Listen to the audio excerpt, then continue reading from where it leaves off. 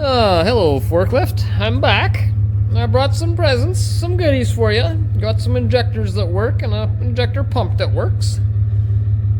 Okay, let's get this fixed.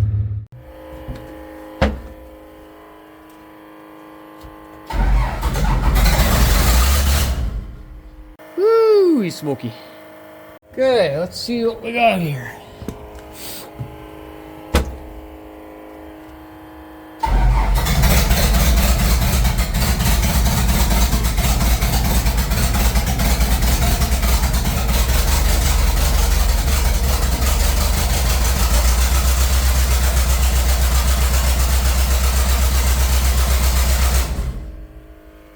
Yeah, we got a runner.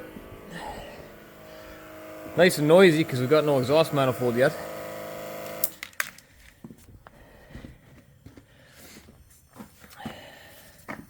Just open exhaust there. That's pretty cool. But it runs, so that's good. Alright, back out here at the forklift. It's still a pretty cold day, but it's warmer than it was last time I was here. And the sun's shining, so first thing I'm going to tackle here is this coolant heater. Man, it's like every machine I work on pretty much. This one is installed upside down, and it's not installed with the outlet of the heater lower than the outlet of the block, so that's the first thing I got to do is fix this thing.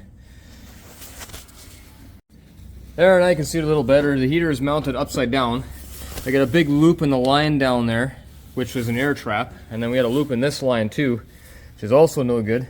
That's the fitting there where it goes in. Whoever keeps doing that, stop doing that. Put these things in properly. Otherwise what happens is you spend all this money on these expensive circulating heaters and they just don't really work very good. Or even worse, you wind up burning 3 out every year. That's no good either. These got to be installed right. Yeah, so look at that. That's a 1500 watt heater. I'll turn this around. There you go, 1500 watt heater on this tiny little 4-cylinder motor. And when I was here last time, the first day I worked on this machine, it was plugged in, but that motor was barely even warm.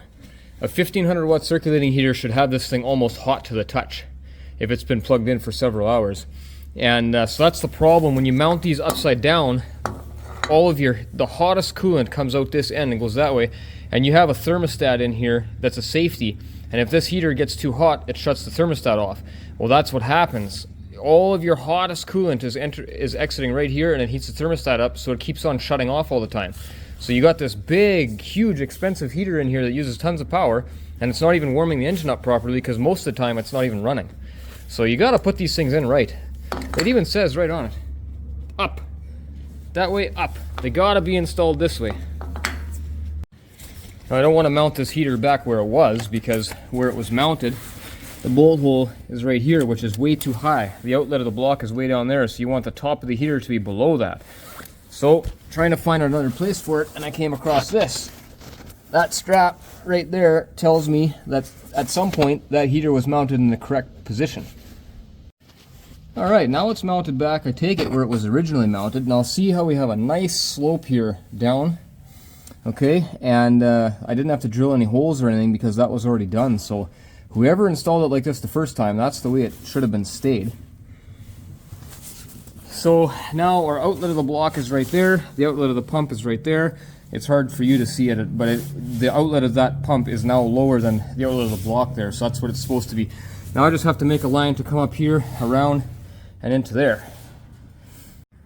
There you go, wouldn't you know it. The old hoses are exactly the right length and exactly the right bends in them for that heater to be mounted right there. So why that ever got changed to being upside down and mounted way up here, I don't know. People are weird. Alright, I got the rad back in place. That was quite a bit of fun. No, that wasn't fun at all. Those bolts down in there are really hard to get at. Okay, next up, I gotta put this rad hose here back on there. But first, I have this cover here that needs to go on. So I'm going to do that first, and then when I put that on, I won't have to work around the rad hose to get that on. Okay, so while you weren't looking, I put the rad hose back on. Got the upper one up there, bled the cooling system, filled it all up with the previously drained coolant, topped up the coolant, and then I plugged in the block heater. So he's just nicely sizzling away. I don't know if you can hear that. But anyway, that block has been plugged in for about an hour. It's really nice and warm to the touch. Like I can warm my hands up on here. So that's really nice.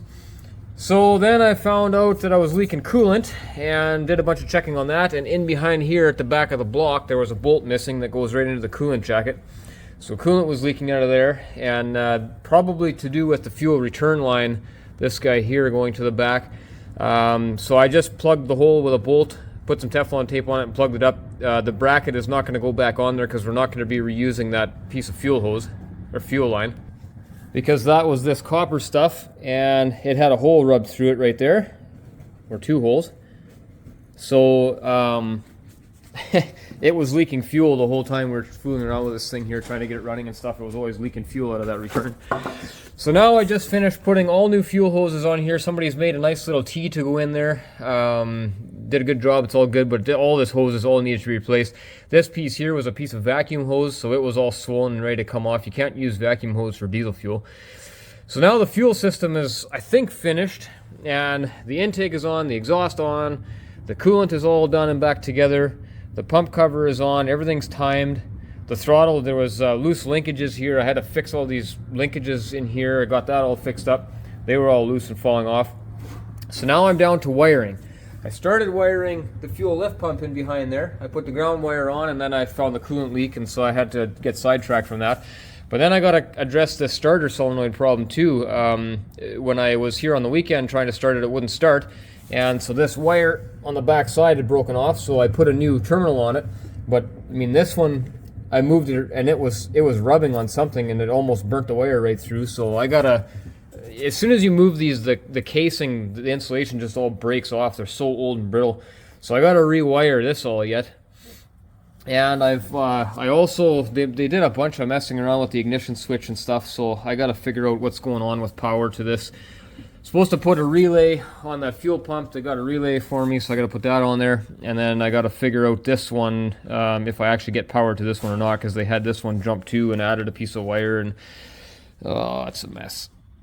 Well, I got to call it for today. Yeah, I am done. It's cold.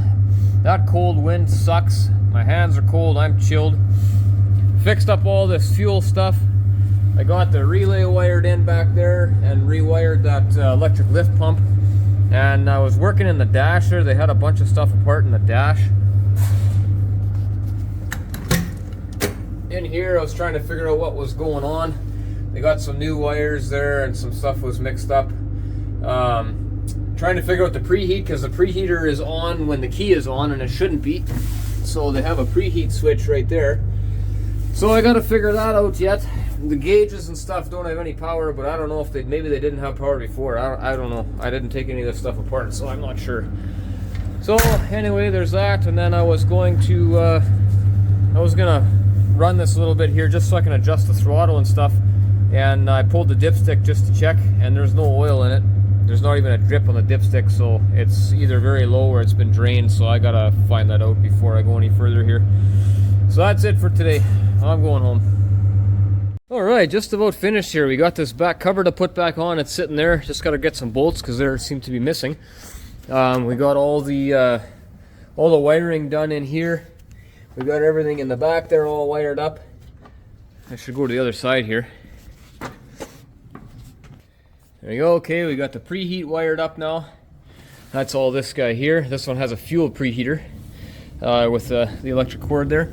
And then we got our pump and everything else all wired in here, so that's all done.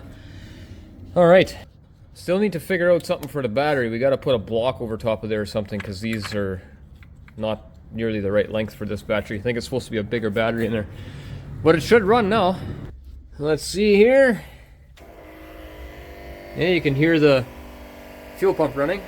There we go.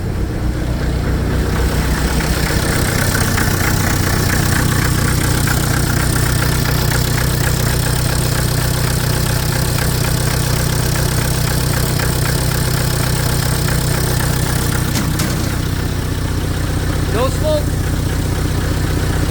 New injectors that work good.